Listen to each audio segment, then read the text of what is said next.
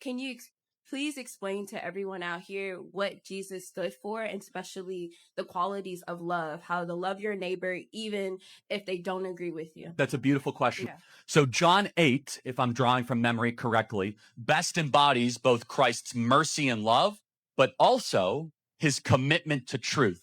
And sometimes in the modern gospel, we overemphasize the grace and we underemphasize the truth. Yeah.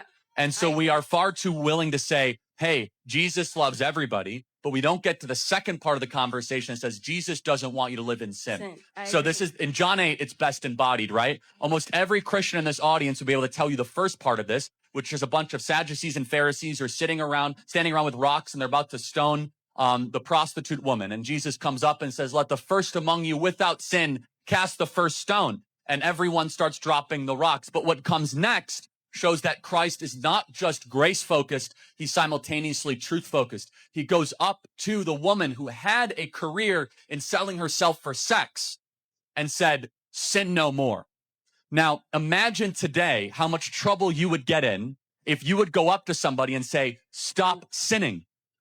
You're being too judgmental. No, you're actually being Christ-like. So Jesus stood, he was 100% grace and truth. And that tension is very hard in a modern world, because we want to overemphasize grace when in reality, Christ loves us too much to have us continue to live in sin. He wants us to try to elevate our actions to glorify God in all that we do.